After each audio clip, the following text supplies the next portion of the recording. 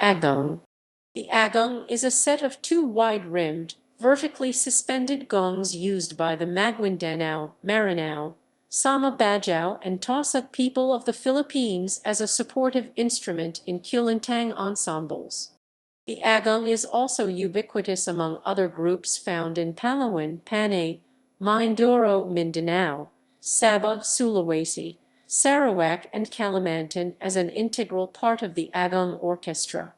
Description: the agung is a large, heavy, wide-rimmed gong shaped like a kettle gong.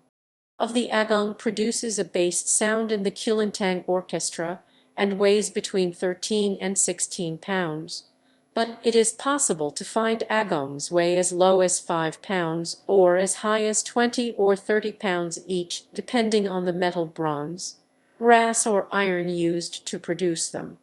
Though their diameters are smaller than the gandingens, at roughly 22 inches 560 mm, 24 inches 610 mm in length, they are hung vertically above the floor or a bit below the waistline, suspended by ropes fastened to structures like strong tree limb, beam of a house, ceiling, or gong stand. The larger, lower-pitched gong of the two is called the Pangendungen by the Maguindanao and the Panengisa and by the Maranao. Played on the musician's right, it provides the main part, which it predominantly played on the accents of the rhythmic structure. The smaller, higher-pitched gong, the thicker of the two, is called the Panenteken by the Maguindanao and the Pimelson or Pumelson by the Maranao. Found on the player's left, it is mainly played on the weaker double and triple beats of the rhythmic structure, in counterpoint to the Pangendungen's part.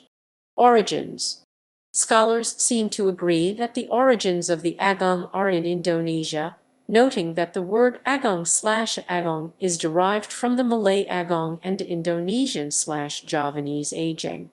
Further evidence of this comes from a British explorer, Thomas Forrest, who in the 1770s wrote Filipinos were fond of musical gongs which came from Cirebon on Java and have round knobs on them.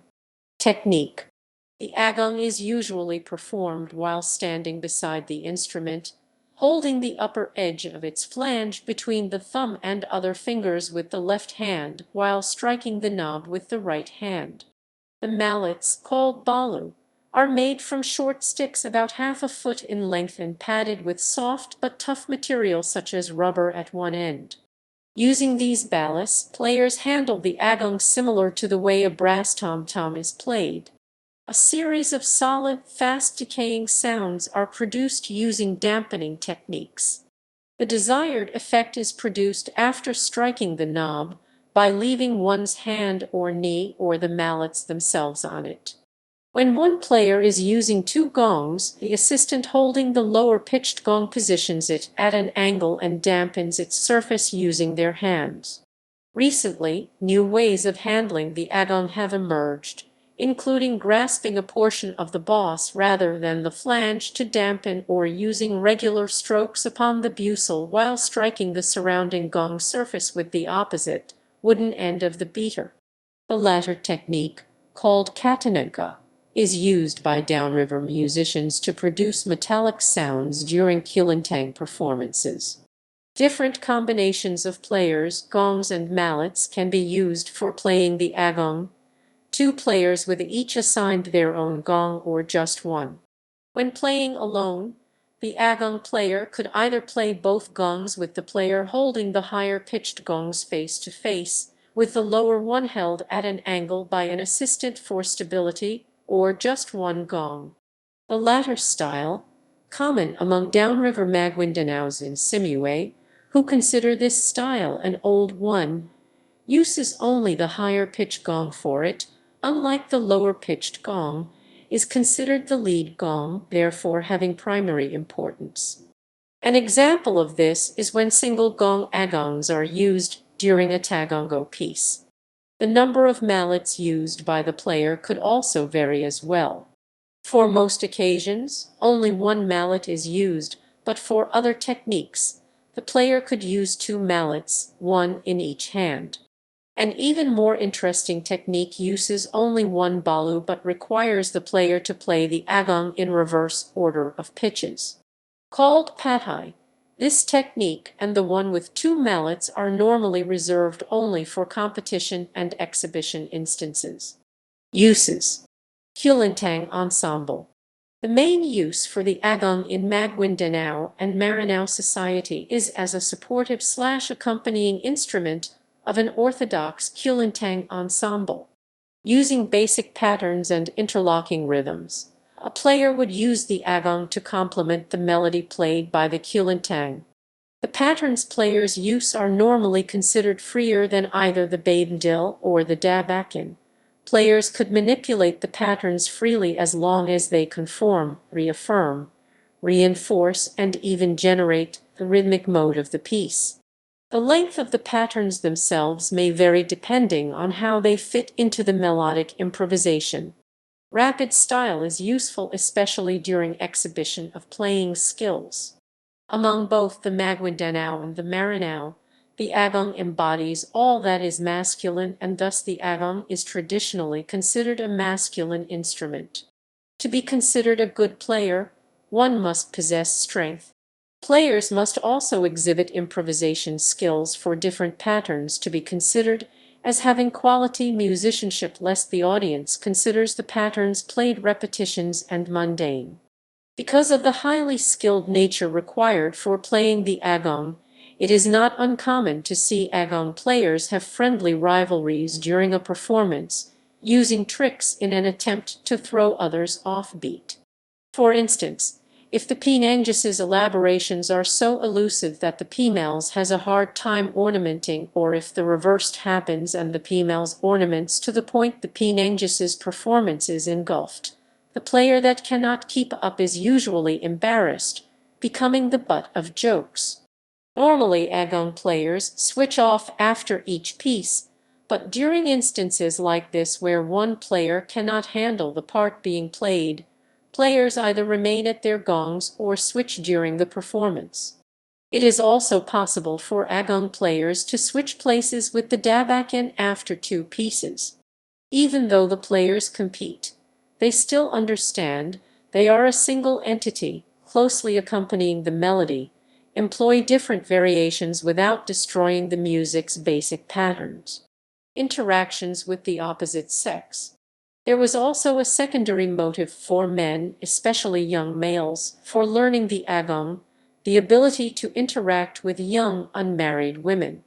Both Maranao and Maguindanao cultures traditionally adhere to Islamic customs which prohibit dating or causal conversation between the opposite sexes unless married to or related to by blood, and therefore performances such as kulintang music provided the opportunity for such a connection. Among the Maguindanao, the rhythmic modes of diog and sinulog, a Kamamatuan allowed agung players to serenade the young, unmarried women on the kulintang. Tito, the other rhythmic mode, could also be used, but players rarely use this for serenading since the kulintang player is usually an older woman. Contest.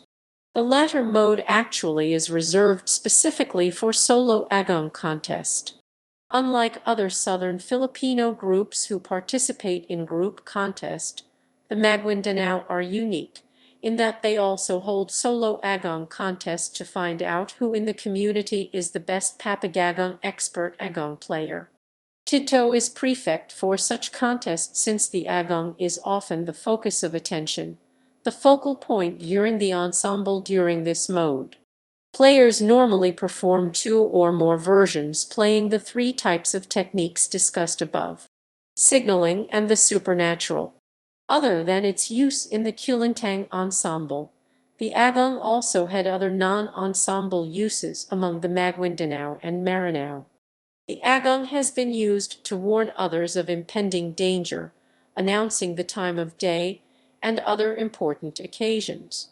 For instance, long ago the Sultan would beat the agung repeatedly to announce the onset of a meeting, or during the fasting month of Ramadan, the agung would ring either at 3 in the morning to indicate the signal to eat sal, or at sunset, to mark the end for fasting that day. and supposedly due to the deep, loud sound the Agung produces, people believed that it possessed supernatural powers. For instance, during an earthquake, the locals of Maguindanao would strike the Agung in a fast, loud rhythm called baru baru, believing its vibrations would either lessen or even halt the jolt of an earthquake. Similar Agung instruments. Kulintang ensembles. In the Sulu archipelago, the kulintang orchestra uses not two but three low-sounding agongs, which serve as accompaniment in tausug. For the tausug ensemble, the largest of the agongs with a wide turned-in rim is called the tunggalan or tamak, which provides slow, regular beats similar to the Maguindanao Pangendungen and Maranao Pinangasan. The smaller pair of agongs, the duhan, syncopate with the tunggalan/tamak. These are further classified. The wider-rimmed duhan is called the pulakan and the narrower one is called the huhugan or buhan by the tausug and bua by the samel. In Agung ensembles.